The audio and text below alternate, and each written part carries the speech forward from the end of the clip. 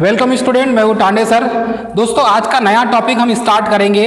Second year की class आज से हम स्टार्ट करेंगे। दोस्तों ये जो क्लास है ये क्लास सेकेंड ईयर की क्लास है। सेकेंड ईयर की क्लास जो है ये सेकेंड ईयर की स्टार्ट करेंगे आज से हम। और सेकेंड ईयर की क्लास में जो फर्स्ट यूनिट है डीसी जनरेटर, तो डीसी जनरेटर आज से हम स्टार्ट करेंगे। डीसी जनरेटर, तो दोस्तों यहाँ से स्टार्ट करेंगे सेकेंड ईयर की क्लास। और सेकेंड ईयर की जो बैच है मैं यहाँ पर सभी को बताना चाहूँगा कि सेकेंड ईयर की पूरी क्लास आपको यहाँ से अवेलेबल होगी। आप सेकेंड ईयर में यहाँ की क्लास पूरी लगा सकते हैं, ऑनलाइन और ऑफलाइन। दोस्तों चलिए स्टार्ट करेंगे हम डीसी इलेक्ट्रिकल मशीन। और इलेक्ट्रिकल मशीन के बारे में हम विस्तृत रूप से जानेंगे। इलेक्ट्रिकल मशीन का मतलब ये होता है कि ऐसा कोई मशीन या ऐसा कोई उपकरण जो हमारे कार्य को आसान कर दे, हमारे काम को आसान कर दे। बाय द वे हो सकता है जैसे आटा चक्की होती है, आटा चक्की में हम जिस मोटर का यूज़ करते हैं यह मोटर हमारे कार्य को आसान कर देती है। वैसे ही आप देखेंगे तो आपको देखने मिलेगा कि पहले हम जाता का यूज़ करते थे, मतलब जिसको हाथ से घुमाने वाली चक्की हुआ करती थी। और इस चक्की का यूज़ करके हम क्या करते थे पहले कि यहाँ पर हम किसी भी आटा को या गेहूं के जो उसको बुरादे को पीसा करते थे। तो वैसा ही यहाँ पर दोस्तों अब वर्तमान समय में हम चक्की का यूज़ करते हैं और चक्की में मोटर का यूज़ किया जाता है। दोस्तों चक्की में हम किसका यूज़ करते हैं? मोटर का यूज़ किया जाता है। तो चक्की में मोटर का क्यों यूज़ किया जाता है? चक्की का क्यों यूज़ किया जाता है उसके पीछे रीज़न है। देखो वर्तमान जो समय है ये वर्तमान समय हमारा है मशीनों का युग। किसका युग है? मशीनों का युग है। और वर्तमान समय में मशीनों का युग कहने का मतलब ये है कि हम वर्तमान में मशीनों का सबसे ज़्यादा यूज़ इसलिए करते हैं क्योंकि हमारा काम जो 10 घंटे में होने वाला था वो 1 घंटे में हो जाता है। तो ये सब संभव किसके द्वारा है? मशीनों के द्वारा है। तो अब यहाँ पर हम स्टार्ट करेंगे ऐसा उपकरण जो हमारे कार्य में आसान, हमारे काम को आसान बना दे, वो क्या कहलाता है? मशीन कहलाता है। तो इलेक्ट्रिकल मशीन में हम देखेंगे यहाँ पर तो आपको देखने मिलेगा कि इसके 2 टाइप होते हैं। पहला टाइप मिलेगा आपको, इसको यदि डिवाइड करें तो इस टाइप से 2 प्रकार के भी इसको आप डिवाइड कर सकते हैं। फर्स्ट में आप डिफाइन करेंगे तो आपको मिलेगा डीसी मशीन। क्लियर है स्टूडेंट? डीसी मशीन, और डीसी मशीन क्या होता है? जिसको आप इलेक्ट्रिकल या तो इससे उत्पन्न कर सकते हैं या तो इसको डीसी सप्लाई देकर आप इसको चला सकते हैं। तो यहाँ पर देखेंगे आप तो सबसे फर्स्ट में यहाँ पर इसको 2 पॉइंट में आप डिवाइड करेंगे। और पहला पॉइंट मिलेगा आपको डीसी मशीन का, ये मिलेगा डीसी जनरेटर। तो डीसी मशीन के 2 टाइप हो गए दोस्तों। तो डीसी मशीन के 2 टाइप हो गए। यहाँ पर देखेंगे तो एक पहला मिलेगा आपको डीसी जनरेटर, इसे कहते हैं दिष्ट धारा जनित्र। इसे क्या कहेंगे हम? दिष्ट धारा जनित्र। और सेकंड आपके सामने यहां पर मिलेगा डीसी मोटर। तो देखिए यहां पर फर्स्ट में है डीसी जनरेटर। अब डीसी जनरेटर का मेन काम क्या होता है? जब आप इसके रोटर पार्ट को, इसके आर्मेचर को जब आप अलग से किसी टरबाइन के द्वारा या किसी थर्ड पार्टी के द्वारा, कहना चाहिए तो जिसे आप कहेंगे, या तो फिर आप उसके टरबाइन के द्वारा घुमाइए या तो कोई ऐसा ह्यूमन एफर्ट के द्वारा जब आप घुमाएंगे तो ये डीसी जनरेटर इलेक्ट्रिसिटी उत्पन्न करने लगेगा। इसका बहुत छोटा सा एग्जांपल है। पुराने समय में जो डेग के अंदर मोटर हुआ करती थी, देखे होंगे आपने, कैसेट प्लेयर के अंदर मोटर हुआ करती थी। ये कैसेट प्लेयर की मोटर को आप अपने हाथ से घुमाकर देखना। जब आप उस कैसेट प्लेयर की मोटर को अपने हाथ से घुमाएंगे और उसके जहां पर टर्मिनल पे सप्लाई देते थे वहां पर यदि आप एक एलईडी को लगा दें और इधर से जब हाथ से घुमाएंगे तो वो एलईडी जलने लगती है। इसका मतलब ये हुआ कि ये जो डीसी मशीन है, डीसी मशीन को डीसी मोटर भी बना सकते हैं और डीसी जनरेटर भी बना सकते हैं। अर्थात मोटर का भी काम कर सकता है और ये जनरेटर का भी काम कर सकता है। तो यहाँ पर ये जो डीसी मशीन है ये दोनों काम करेगा। तो डीसी जनरेटर आपको क्या उत्पन्न करके देगा? डीसी उत्पन्न करके देगा। तो ये जो डीसी जनरेटर होता है ये मैक्सिमम 650 वोल्ट उत्पन्न करके दे सकता है। कितना देगा? Maximum 650 volt. इससे ज़्यादा वोल्ट ये उत्पन्न करके नहीं दे सकता। इसके पीछे रीज़न ये होता है कि डीसी जनरेटर का जो कंस्ट्रक्शन मिलेगा आपको, ये किस टाइप से मिलेगा, इसके कंस्ट्रक्शन में एक आर्मेचर होगा, फील्ड वाइंडिंग होगी। तो आर्मेचर का मेन काम ये होता है कि आर्मेचर हम उसको इतने ही तेजी से घुमा पाएंगे कि उससे ज़्यादा उसको तेजी से ना घुमा सके, मतलब कि एक कांस्टेंट स्पीड में हम आर्मेचर को घुमा सकते हैं। तो जितने तेजी से हम आर्मेचर को घुमाएंगे उतना वोल्टेज उत्पन्न होगा। ध्यान दीजिएगा, जितने तेजी से हम आर्मेचर को घुमाएंगे उतना वोल्टेज उत्पन्न करके देगा। तो यहाँ पर इस जनरेटर की एक लिमिट होती है, क्योंकि आर्मेचर में वाइंडिंग लगे होते हैं। क्या लगे होते हैं उसके स्लॉट में? वाइंडिंग लगे होते हैं। तो आर्मेचर के स्लॉट में वाइंडिंग्स होने के कारण उसे हम उतनी तेजी से नहीं घुमा सकते हैं, नहीं तो वो जो वाइंडिंग है वो अपनी जगह से निकल जाएगा, स्लॉट से निकल जाएगा। इसीलिए हम उसे इतने कांस्टेंट स्पीड में ही घुमाते हैं कि उससे ज़्यादा उसको नहीं घुमा सकेंगे। तो यहाँ पर इसका मैक्सिमम जो वोल्टेज मिलेगा डीसी जनरेटर से वो कितना उत्पन्न मिल सकता है आपको? 650 वोल्ट, अधिकतम वोल्टेज 650 वोल्ट होगा दोस्तों। ठीक है, तो ये डीसी जो जनरेटर है, डीसी जनरेटर मुख्यतः 3 प्रकार के होते हैं। कितने प्रकार के होते हैं दोस्तों? 3 प्रकार के। पहला देखेंगे तो आपको मिलेगा डीसी सीरीज जनरेटर, सेकंड मिलेगा आपको डीसी शंट जनरेटर, और थर्ड मिलेगा आपको डीसी कंपाउंड जनरेटर। ठीक है, तो DC series generator, DC shunt generator और डीसी कंपाउंड जनरेटर, ये 3 प्रकार के जनरेटर होते हैं। और ये 3 प्रकार के जनरेटर के बारे में हम विस्तृत रूप से यहां पर अध्ययन करेंगे। अब बात आती है कि डीसी मोटर, तो ये डीसी मोटर के भी 3 प्रकार होते हैं। यहां पर देखेंगे इसके 3 टाइप मिलेंगे आपको। तो ये इसे आप इस टाइप से लिख सकते हैं, ये भी फर्स्ट, सेकंड और ये हो जाएगा आपका थर्ड। और यहां पर भी ये हो जाएगा आपका डीसी सीरीज मोटर, सेकेंड हो जाएगा डीसी शंट मोटर, और थर्ड हो जाएगा आपका डीसी कंपाउंड मोटर। ये 3 प्रकार की मोटरें आपको यहां पर देखने मिलेगी। देखिए, मैंने आपको इसके पहले ही बताया, ये जो डीसी मशीन है, डीसी मशीन ये मोटर भी बन सकता है और जनरेटर भी बन सकता है। तो मोटर कब बनेगा और जनरेटर कब बनेगा, इसके पीछे रीजन यही है, यदि आप इस डीसी मशीन के रोटर पार्ट को आप किसी टरबाइन के द्वारा घुमाते हैं या आप किसी दूसरे एफर्ट के द्वारा घुमाते हैं आप उसके शाफ्ट को, तो क्या होगा, ये डीसी जनरेटर बन जाएगा, मतलब कि विद्युत उत्पन्न होने लगेगा। और यदि आपने इसी डीसी मशीन के टर्मिनल में अलग से आप बैटरी से डीसी सप्लाई दे दिए तो ये डीसी मोटर बन जाएगा। क्लियर है स्टूडेंट? इतना समझ में आ रहा है सभी को? अब यहां पर सेकंड देखेंगे एसी मशीन क्या होता है, ध्यान दीजिएगा। तो एसी मशीन यहां पर आपको देखने मिलेगा। एसी मशीन में सबसे पहले मिलेगा ट्रांसफार्मर। क्या मिलेगा आपको एसी मशीन में? ट्रांसफार्मर। तो आपने देखा होगा ट्रांसफार्मर में भी इसमें वाइंडिंग लपेटी होती है कि नहीं होती? और आपने देखा होगा डीसी जनरेटर में भी, डीसी मोटर में भी वाइंडिंग लपेटी होती है। तो यहां पर इन दोनों का कंस्ट्रक्शन तो सेम मिल रहा है, लेकिन ये जो ट्रांसफार्मर होता है इसमें कोई रोटेटिंग पार्ट नहीं होता। और आपने ट्रांसफार्मर को फर्स्ट ईयर में आपने पढ़ा इसके बारे में। तो ये जो ट्रांसफार्मर होता है, ये ट्रांसफार्मर एसी से चलने वाला होता है, मतलब कि ट्रांसफार्मर को आप डीसी में चला नहीं सकते, आप ट्रांसफार्मर को सिर्फ एसी में ही चला सकते हैं। तो ट्रांसफार्मर को एसी में चलाएंगे, अर्थात कि एसी सप्लाई देना पड़ेगा। तो ये जो ट्रांसफार्मर है मुख्यतः कैसा होता है, एक तो स्टेप अप होता है कि नहीं, और स्टेप अप ट्रांसफार्मर, और दूसरा होता है स्टेप डाउन ट्रांसफार्मर।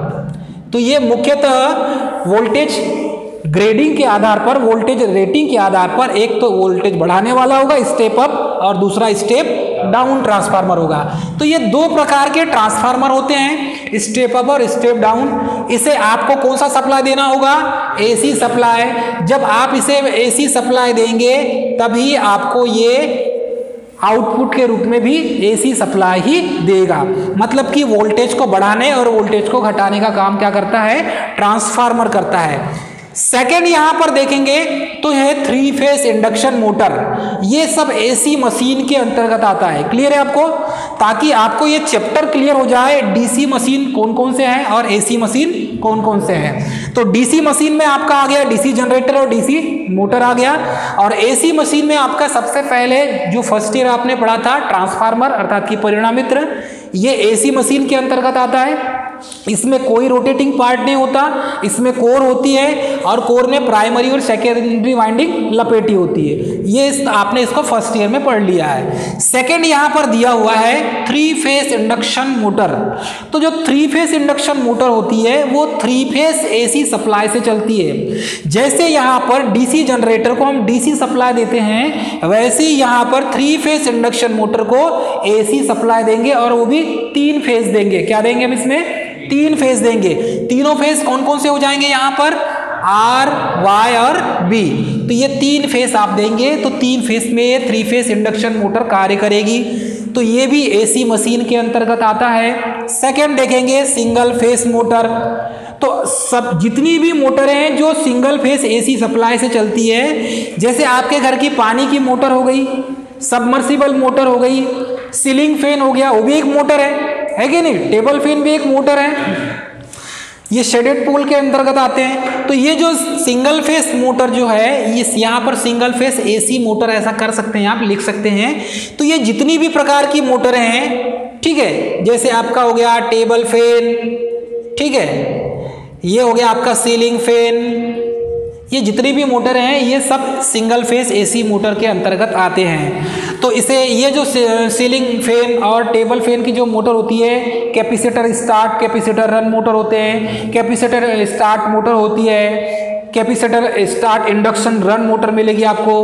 तो ये जो मोटर है ये सिंगल फेस के अंतर्गत आते हैं। उसके बाद 4th पॉइंट मिलेगा आपको अल्टरनेटर। देखिए जैसा डीसी जनरेटर आपको डीसी उत्पन्न करके देता है, वैसे ही अल्टरनेटर आपको एसी उत्पन्न करके देता है। और ये एसी जो उत्पन्न करके देता है ये कितना देता है? 11 kV। तो ये जो अल्टरनेटर है, ये अल्टरनेटर आपको क्या उत्पन्न करके देगा?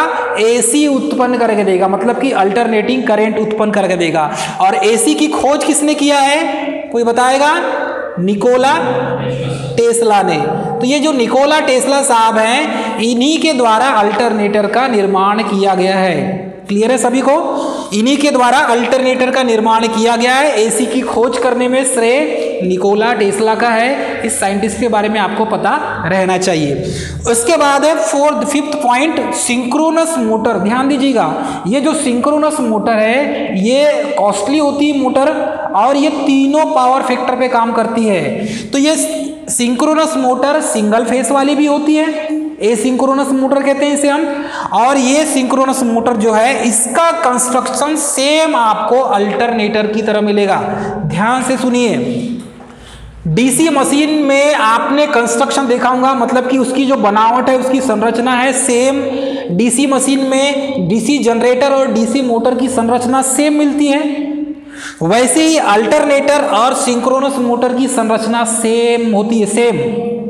इधर डीसी में, डीसी मशीन में डीसी जनरेटर डीसी मोटर का कंस्ट्रक्शन सेम मिलेगा, इधर अल्टरनेटर और सिंक्रोनस मोटर का कंस्ट्रक्शन सेम मिलेगा। बस ये जो सिंक्रोनस मोटर है, अल्टरनेटर, इसको बना सकते हैं आप, कंस्ट्रक्शन सेम मिलेगा, उसके अंदर जो भी कंस्ट्रक्शन होगा सेम मिलेगा आपको अल्टरनेटर का और सिंक्रोनस मोटर का। तो ये जो सिंक्रोनस मोटर होती है, यदि आप इसको आप एसी सप्लाई देते हैं तो ये एसी सप्लाई में वर्क करती है, अर्थात कि ये एसी की मशीन्स हो गई पूरी। इतनी जो मशीन है इसके बारे में आप एसी के बारे में पढ़ेंगे, ठीक है। मतलब इन्हें आपको एसी से चलाना होगा। अल्टरनेटर इलेक्ट्रिसिटी उत्पन्न करके देता है, और वो भी क्या उत्पन्न करके देता है? एसी। क्लियर है स्टूडेंट? सिंक्रोनस मोटर का कंस्ट्रक्शन सेम अल्टरनेटर की तरह होता है, और अल्टरनेटर में हम अधिकतम वोल्टेज कितना उत्पन्न कर सकते हैं? 11 kV। 11 kV से भी ज़्यादा कर सकते हैं। उसमें ऐसा क्या होता है कि वो 11 kV तक वोल्टेज उत्पन्न कर सकता है, और डीसी जनरेटर में ऐसा क्या होता है कि ये 650 वोल्ट से अधिक वोल्टेज उत्पन्न नहीं कर सकता। क्वेश्चन पूछने वाला है कि नहीं? तो यहाँ पर सुनिए दोस्तों, यहाँ ऐसा क्यों होता है, उसके पीछे रीजन है। देखो, ये डीसी जनरेटर है, और डीसी जनरेटर में क्या होता है? आर्मेचर होता है, घूमने वाला भाग। क्या होता है यहाँ पर? आर्मेचर होता है घूमने वाला भाग, और ये जो अल्टरनेटर होता है इसमें घूमने वाला भाग होता है फील्ड। क्या होता है? फील्ड। तो इसमें फील्ड घूमता है, रोटेटिंग मैग्नेटिक फील्ड घूमता है। मैग्नेटिक फील्ड घूमेगा तो बहुत तेजी से घूम सकता है, लेकिन आर्मेचर को ज़्यादा तेजी से आप घुमा नहीं सकते। दोनों में बस यही अंतर है।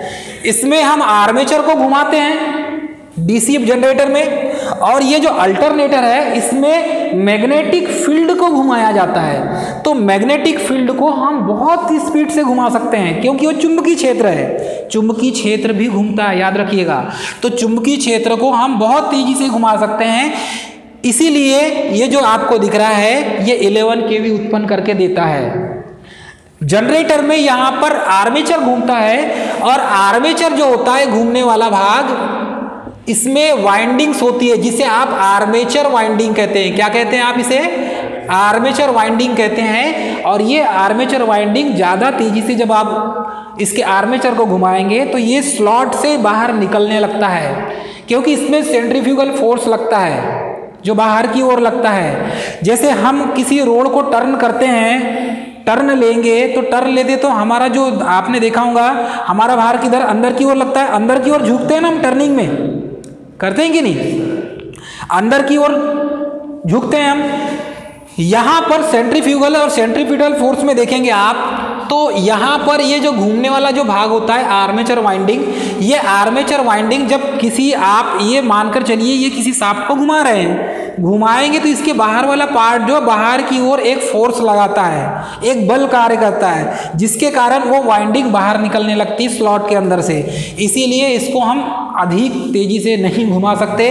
3000 RPM में इसको घुमाते हैं। 3000 RPM से ज़्यादा यदि आपको घुमाना है तो फिर इसमें प्रॉब्लम आने लगती है। इसीलिए हम यहाँ पर मैक्सिमम 650 वोल्ट उत्पन्न कर सकते हैं। लेकिन अल्टरनेटर में यहाँ पर जो घूमने वाला भाग होता है वो रोटेटिंग मैग्नेटिक फील्ड होता है, चुंबकीय क्षेत्र, उसको आप कितनी भी तेजी से घुमा सकते हैं, उसमें ऐसा कुछ नहीं है।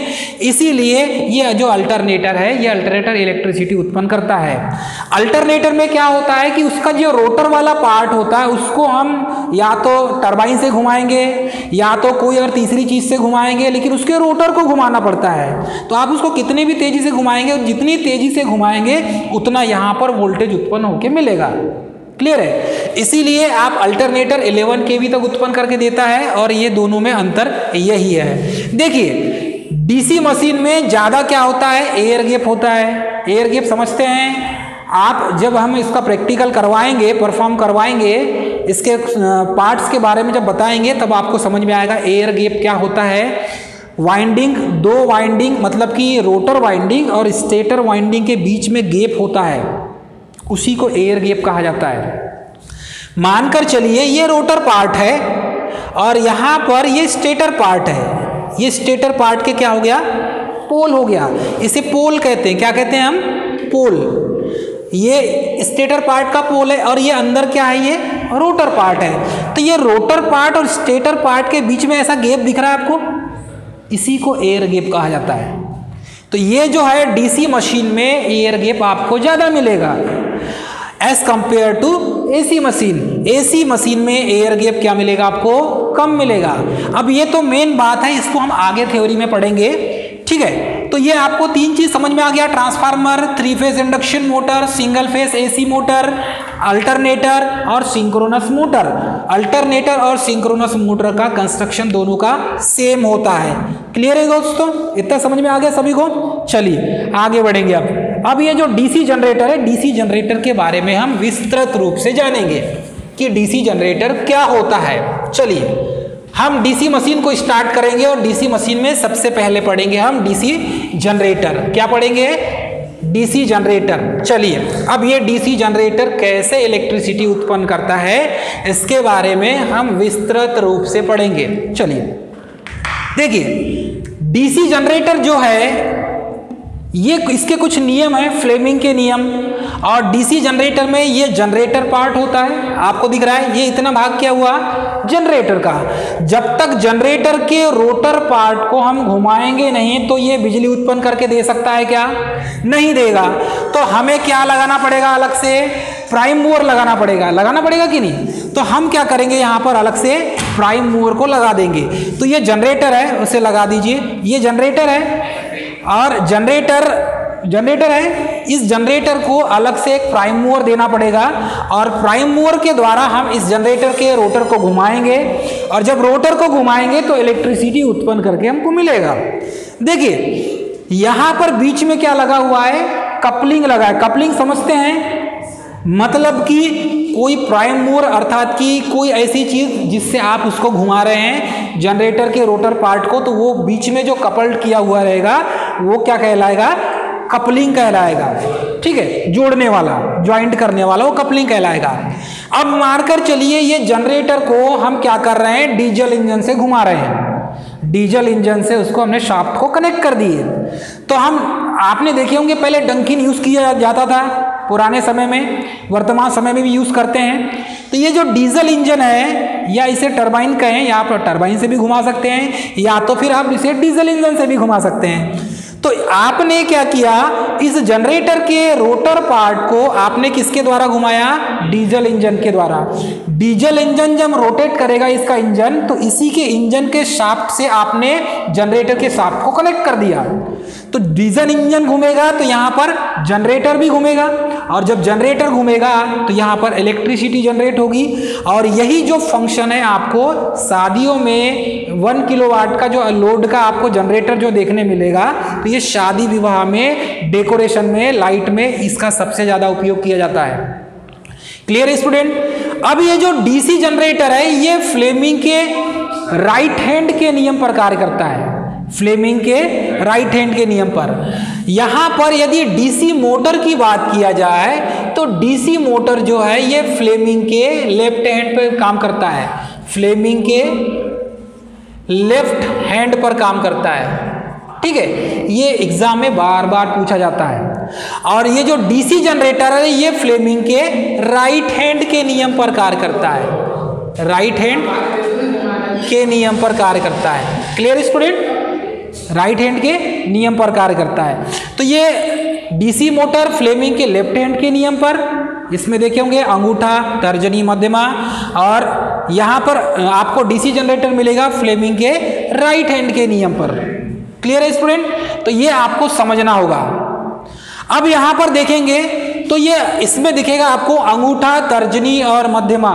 तो ये फ्लेमिंग का लेफ्ट हैंड हो गया। लेफ्ट हैंड में ऊपर वाला जो मिलेगा आपको अंगूठा मिलेगा, बीच वाला तर्जनी मिलेगा और नीचे वाला क्या मिलेगा आपको, मध्यमा मिलेगा। यदि राइट हैंड का देखते हैं, राइट हैंड का, तो राइट हैंड में आपको क्या मिलेगा, ऊपर वाला अंगूठा मिलेगा, बीच वाला तर्जनी मिलेगा और नीचे वाला मध्यमा मिलेगा। तो फ्लेमिंग के राइट हैंड के नियम पर डीसी जनरेटर कार्य करता है। तो यहाँ पर देखेंगे ये जो अंगूठा है, ये अंगूठा डायरेक्शन ऑफ फोर्स को दिखाता है, मतलब बल की दिशा। इसमें F लिखा हुआ है अर्थात कि बल की दिशा को दिखाता है। उसके बाद तर्जनी देखेंगे तो तर्जनी क्या होता है, ये बीच वाली जो उंगली होती है इसको तर्जनी कहते हैं। दिख रहा है आपको। तो ये यदि ये राइट हैंड मेरा नहीं है तो राइट हैंड में ये जो बीच वाली है ये तर्जनी कहलाएगी। तो ये जो तर्जनी है ये मैग्नेटिक फ्लक्स के डायरेक्शन को दिखाता है, चुंबकीय क्षेत्र की दिशा को दिखाता है। ठीक है, और थर्ड हो गया आपका मध्यमा।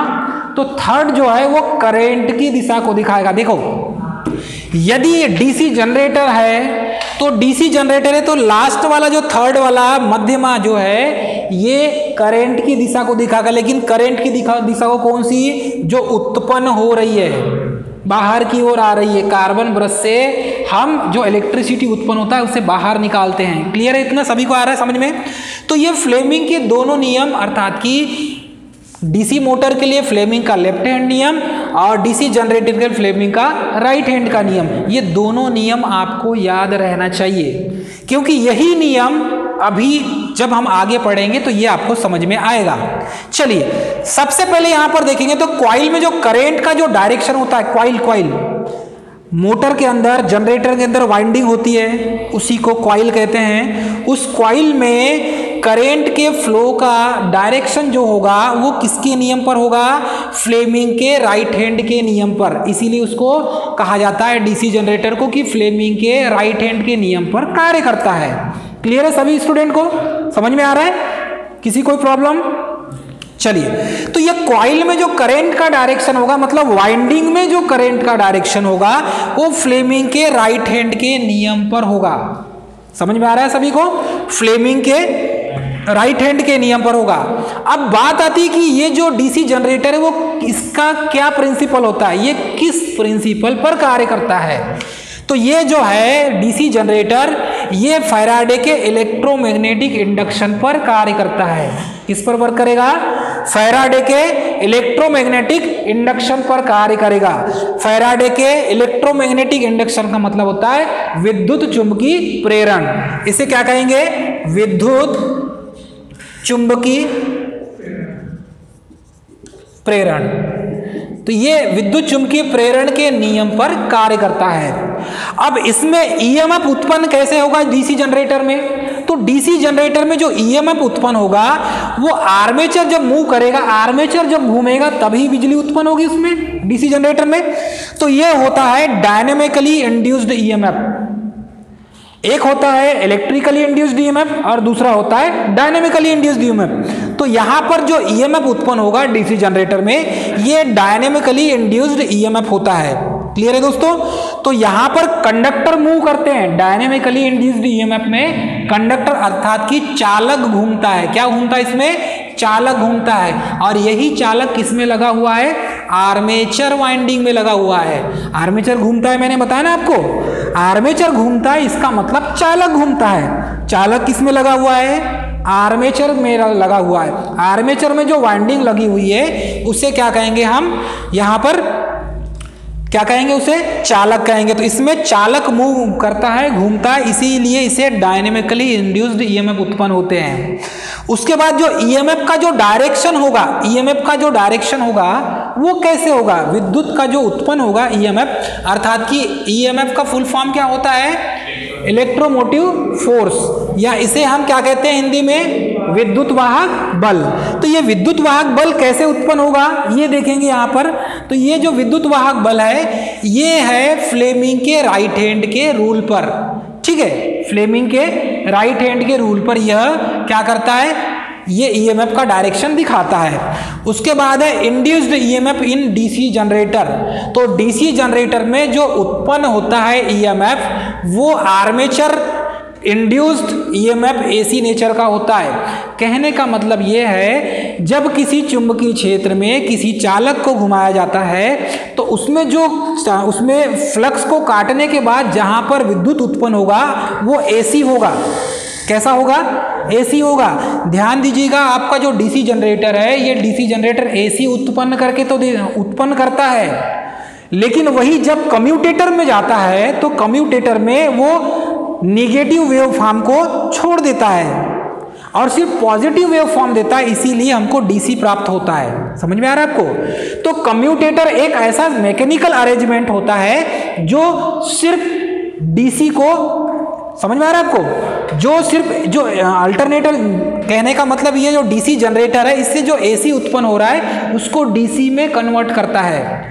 कम्यूटेटर एक ऐसा मैकेनिकल अरेंजमेंट है जो जनरेटर में उत्पन्न हुए अल्टरनेटिंग करंट को डायरेक्ट करंट में परिवर्तित कर देता है।